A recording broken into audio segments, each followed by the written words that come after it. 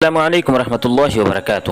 معزز ناظرین، میں ہوں آپ کا اپنا میزبان احمد خان اور آپ دیکھ رہے ہیں اشرفی ورزوی اسلامک نیٹ ورک۔ معزز ناظرین، آج ہماری گفتگو کا عنوان ہے حضرت امام علی مقام رضی اللہ تعالی عنہ کی عظیم شہادت، جس کا آپ دوسرا حصہ ملاحظہ فرما رہے ہیں۔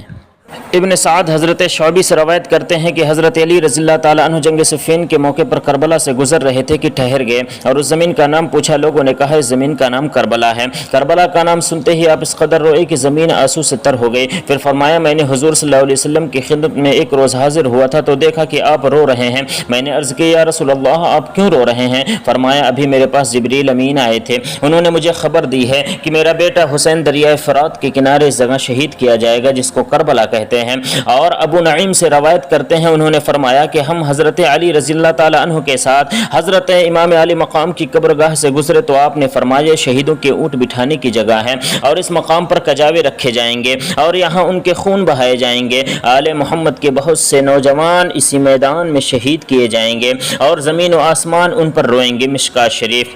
آپ کی فضیلت کے لیے یہی کافی ہے کہ امام الانبیاء حضور صلی اللہ علیہ وسلم نے انہیں اس دنیا میں نہ صرف جنتی ہونے کی بشارت دی بلکہ نوجوانان جنتیوں کے سردار قرار دیا اور ان کی محبت کو ایمان کا حصہ بتاتے ہوئے یہ فرمایا اے خدا میں حسین سے محبت رکھتا ہوں تو بھی ان سے محبت فرما، اور جو کوئی حسن و حسین سے محبت رکھے ان سے بھی تو محبت فرما۔ بے شک ہر مسلمان ان سے محبت رکھتا ہے اور محبت کی سب سے بڑی علامت یہی ہے کہ ہر نماز میں درود شریف میں نبی رحمت صلی اللہ علیہ وسلم کے ساتھ ان کی آل و اولاد پر بھی درود بھیجتا ہے۔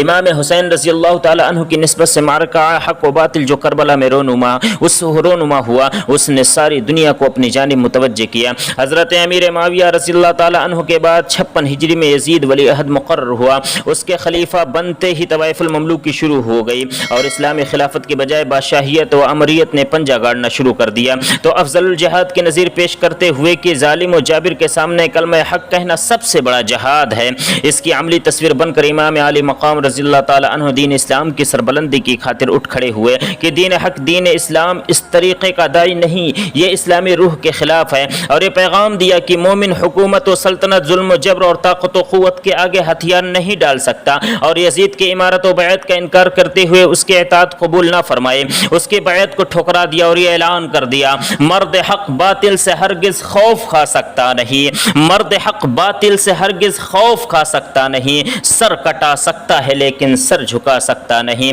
یقیناً آپ کو یزیدی لشکر کے خطرناک عزائم کا انکشاف ہوا تو حرمت کعبہ کی خاطر وہاں سے نکلے اور ارادہ کیا اسی درمیان کوفیوں کے ہزاروں عقیدت بھرے خطوط ملے، مگر آپ ان پر کیسے بھروسہ کرتے چونکہ ان کے ہی لوگوں نے حضرت علی رضی اللہ تعالی عنہ کو شہید کیا تھا۔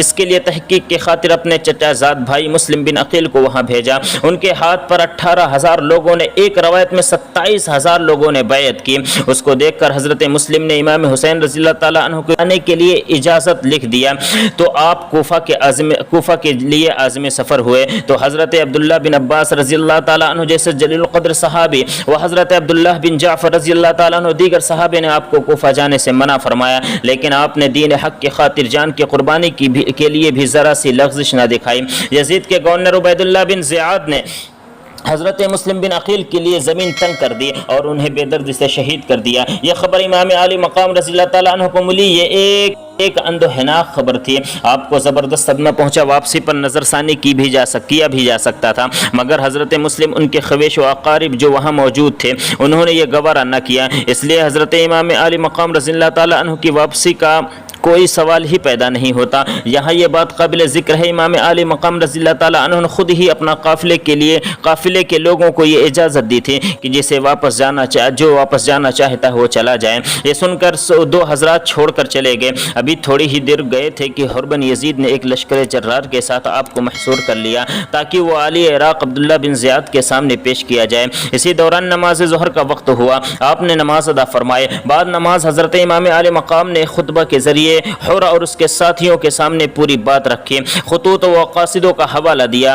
حر حیران ضرور ہوا مگر اس نے خطوط کے متعلق لا علمی ظاہر کی اور اس نے آپ کے قافلے کو روک لیا۔ یہاں بھی حضرت امام علی مقام نے ایک خطبہ دیا جو تاریخ اور سیرت کی کتابوں میں محفوظ ہے، ترجمہ اس کا آپ ملاحظہ فرمائیں۔ اے لوگو، رسول خدا صلی اللہ علیہ وسلم نے فرمایا جو کوئی بھی ایسے حاکم کو دیکھے کہ ظلم کرتا ہے، خدا کی حدود کو توڑتا ہے، سنت نبوی کی مخالفت کرتا ہے اور شرکسی سے حکومت حکومت کرتا ہے اور اسے دیکھنے پر بھی کوئی مخالفت نہ کرتا ہے اور نہ ہی اسے روکتا ہے تو ایسے آدمی کا اچھا ٹھکانہ نہیں ہے۔ دیکھو یہ لوگ شیطان کے پیروکار ہیں، رحمان سے بے سروکار ہیں، حدود الہی معطل ہے، حرام کو حلال اور حلال کو حرام ٹھہرایا جا رہا ہے۔ ان کی شرکسی کو حق اور عدل سے بدل دینا چاہتا ہوں اور اس کے لیے میں سب سے زیادہ حقدار بھی ہوں۔ اگر تم اپنی بیعت پر قائم رہو تو تمہارے لیے ہدایت ہے، ورنہ عہد شکنی کا عظیم گناہ ہے۔ میں حسین ابن علی ہوں، میں ابن فاطمہ ہوں اور رسول اللہ صلی اللہ علیہ وسلم کا جگر گوشہ ہوں۔ مجھے اپنے قائد بناؤ، مجھ سے منہ نہ موڑو، میرا راستہ نہ چھوڑو، یہ صراط مستقیم کا راستہ ہے۔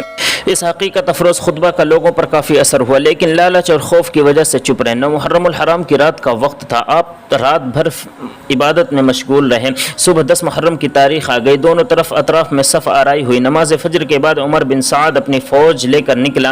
ادھر امام علی مقام رضی اللہ تعالیٰ عنہ بھی اپنے احباب کے ساتھ تیار تھے۔ آپ کے ساتھ 72 نفوس قدسیہ جس میں بچے، بوڑھے، خواتین بھی شامل تھی۔ دوسری جانب 90,000 کا لشکر جرار تمام حرب و ہتھیار سے لیس تھے۔ آپ نے جس جمع مردی کے ساتھ مقابلہ کیا وہ اپنی مثال آپ ہیں۔ امام حسین رضی اللہ تعالیٰ عنہ جس طرف رخ کرتے یزیدی فوج بھیڑیوں کے مانند بھاگ کھڑی ہوتی۔ معاملہ بہت طویل ہو گیا۔ معصوم اور شیرخواں بچے اپنی جان کا نذرانہ پیش کرنے لگے، خیمے جلا دیے گئے۔ بھوکے پیاسے نواز رسول میدان کربلا میں صبر کا پہاڑ بن کر جمے رہے۔ یزیدی دور سے تیر برسائے جا رہے ہیں۔ اور پھر ایک مرحلہ آیا، بدبخت شمر ذل جوشن جو جب قریب آیا تو آپ پہچان گئے کہ یہی سفید داغ والا وہی بدبخت ہے جس کے بارے میں سرکار دو جہاں صلی اللہ علیہ وسلم نے ارشاد فرمایا تھا کہ اپنے اہل بیت کے خون سے اس کا منہ کو رنگتا دیکھتا ہوں، اور وہ پیشن گوئی سچ ثابت ہوئی۔ شمر لعین کے لیے بدبختی ہمیشہ کے لیے مقدر بن گئی۔ اور ادھر امام حسین رضی اللہ تعالیٰ عنہ سجدے میں گئے اور شمر کی تلوار نے حضرت امام علی مقام رضی اللہ تعالیٰ عنہ کی گردن مبارک کو تن سے جدا کر دیا۔ وہ یوم عاشورہ جمعہ کا دن تھا، ماہ محرم الحرام 61 ہجری میں یہ واقعہ پیش آیا۔ اس وقت امام علی مقام رضی اللہ تعالی عنہ کی عمر مبارک 55 سال کی تھی۔ انا للہ و انا الیہ راجعون۔ حسین رضی اللہ تعالی عنہ کی شہادت ہمیں کئی پیغام دیتی ہے۔ اول یہ کہ ایمان والا اپنے خون کی آخری قطرہ تک حق پر صداقت پر جمع رہے، باطل کی قوت سے مرعوب نہ ہو۔ دوسری بات یہ کہ امام علی مقام رضی اللہ تعالی عنہ یزید کی جن خرابیوں کی باعث مخالفت کیا ویسے لوگوں سے آپ اپنے آپ کو الگ رکھیں اور فسق و فجور والا کام نہ کریں اور نہ ویسے لوگوں کو ساتھ دیں۔ نیز یہ بھی پیغام ملا کہ ظاہری قوت کے آگے بسا اوقات نیک لوگ ظاہری طور پر مات کھا جاتے ہیں، مگر جو حق ہے، جو سچائی ہے، وہ کبھی مات نہیں پڑتی، وہ ایک نہ ایک دن ضرور رنگ لاتی ہے۔ یہی اس بات کا واضح ثبوت ہے کہ اسلام کا سرمایہ حیات یزیدیت نہیں بلکہ شبیریت حسینیت ہے۔ حضرت امام حسین رضی اللہ تعالی عنہ شہادت امت مسلمہ کے لیے کئی پہلو سے عمل نمونہ ہیں جس پر انسان عمل پیرا ہو کر کے اپنی زندگی کو اسلامی طرز پر قائم رکھے۔ اسلامی زندگی اسلامی رنگ و روپ کے بحالی کے لیے صداقت و حقانیت، جہد مسلسل اور عملی پہم میں حسینی کردار اور حسینی جذبہ سارے قربانی سے سرشار ہو۔ اقتدار کی طاقت جان تو لے سکتی ہے، ایمان نہیں۔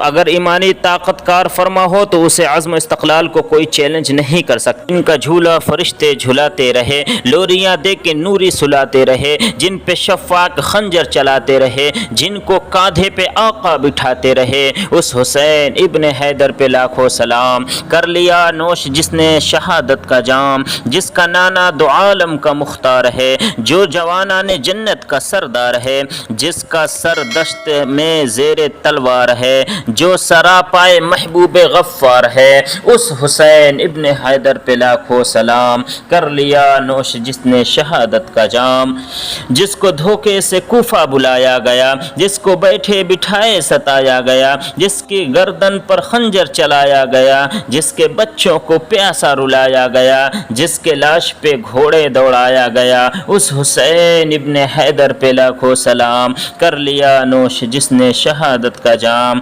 اپنے نانا کا وعدہ وفا کر دیا، جس نے حق کربلا میں ادا کر دیا، جس نے امت کی خاطر فدا کر دیا، گھر کا گھر سب سپرد خدا کر دیا، اس حسین ابن حیدر پہ لاکھوں سلام۔ کر لیا نوش جس نے شہادت کا جام، جس کو دوش نبی پر بٹھایا گیا، جس کا جنت سے جوڑا منگایا گیا، جس کو تیروں سے چھلنی کرایا گیا، جس کے بیٹے کو قیدی بنایا گیا، اس حسین ابن حیدر پہ لاکھوں سلام۔ کر لیا نوش جس نے شہادت کا جام، اس حسین ابن حیدر پہ لاکھوں سلام۔